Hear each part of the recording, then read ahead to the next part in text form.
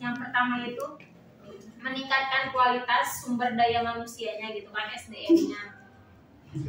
Rehan gitu, jadi memiliki kualitasnya ditingkatin gitu dalam pengetahuan, keterampilan dan akhlak baiknya gitu kan. SDM tuh kayak gurunya gitu ditingkatin gitu kan. Ini era globalisasi gitu, jadi mengenai apanya?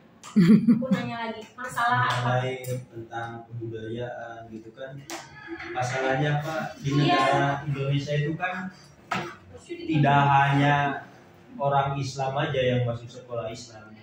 Di sekolah kita itu negara ini banyak bermacam-macam agama gitu. Bahkan kan ada yang dari Kristen masuk ke sekolah Islam, dari Hindu masuk ke sekolah Islam. Nasrani juga.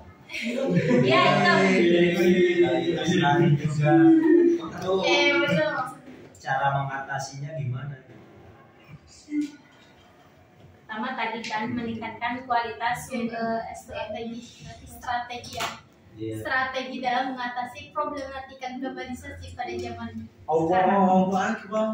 Itu membangun paradigma pendidikan Islam yang sebenarnya. Maksudnya itu menjelaskan bagaimana dari awal Islam itu apa, terus kayak apa sih Tuhan di agama Islam itu siapa, kayak menjelaskan siapa nabi, ngejelasin tentang syahadat rukun iman satu jadi login.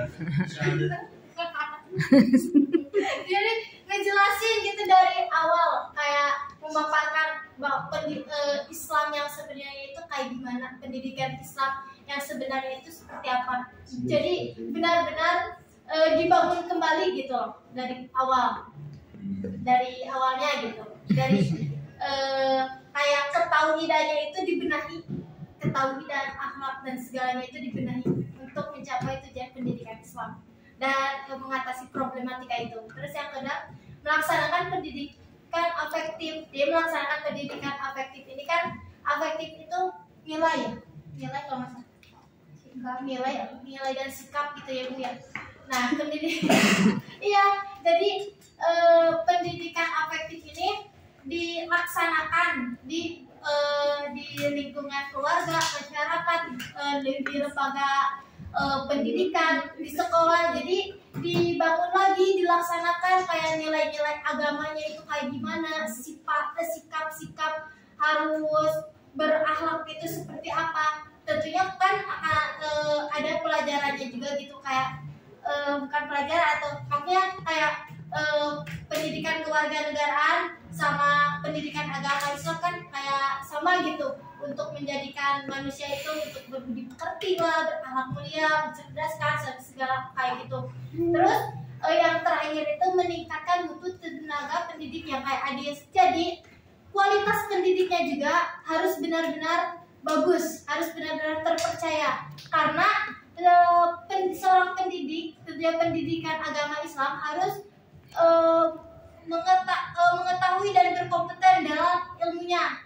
Kayak ibaratnya itu kita itu harus mengetahui berbagai ilmu tapi mendalami tentang ilmu agama, dan itu akan diamalkan gitu kepada peserta didik. Jadi kan kalau kualitas pendidiknya bagus, tentunya peserta didik juga akan meniru apa yang dilakukan oleh seorang guru gitu. Berarti kalau peserta didiknya dari Nasrani harus mengikuti Islam. Ini kan kalau agama, kalau tentang beribadah tentunya punya keyakinan yang berbeda. Kita agama Islam berkeyakinan kepada Allah Subhanahu Wa Taala. Agama Kristen kepada Tuhannya juga. Jadi ya tetap aja, tapi kan seorang guru tidak mungkin mengajarkan kepada hal yang tidak baik. Jadi ambil sisi positifnya. Apalagi kita sudah dewasa, tentunya bisa membedakan mana yang baik dan mana yang buruk. Menambahkan, jadi kan yang dimaksud itu tuh kan kayak apa sih? dari nonis gitu kan ke lingkup yang Islam gitu, betul tidak? Ya. Jadi lembaga juga harus memadai gitu kan, kayak yang pernah dibahas sama Pak Fadlan gitu kalau nggak salah. Kayak ada juga kan di kampus kita yang nonis gitu kan, itu juga harus memadai kan, kita diwajibkan AIK gitu kan. AIK itu kan keislaman, Islam kemuhammadiyahan. Nah itu juga Bagaimana caranya gitu? ya gitu, Yang itu tuh harus sama gitu tujuannya tujuannya itu sama, tapi ya mereka juga keagamannya mereka tetap gitu, ngerti nggak sih? Ngerti. Iya gitu. ngerti nggak? Nanti kalau nggak ngerti privat aja kan di sini. Ya sudah cukup ya. Tuh. Alhamdulillah.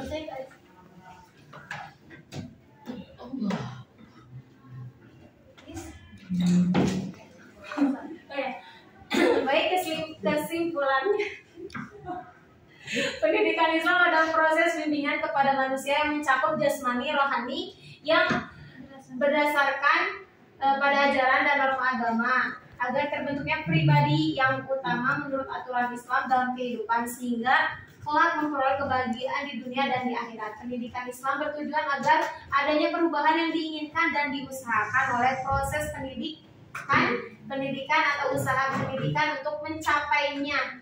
Nah, baik pada tingkah laku dan pada kehidupan pribadinya, atau pada kehidupan masyarakat dan pada alam sekitarnya, terutama pada perubahan pembentukan akhlak dan moral yang baik. Mungkin cukup sekian presentasi dari kelompok 4. Mohon maaf bila banyak kekurangan. Ya. Mohon maaf bila banyak kekurangan. Terus ambil sisi baiknya dari presentasi kita. Ya, mudah-mudahan kita menjadi seorang pendidik yang dapat. Amin. Yang dapat. Amin. Dapat ditiru oleh peserta didiknya dengan mengakui yang baik-baiknya saja. Amin. Baik, sekian dan terima kasih. Wassalamualaikum warahmatullahi wabarakatuh. Waalaikumsalam warahmatullahi wabarakatuh.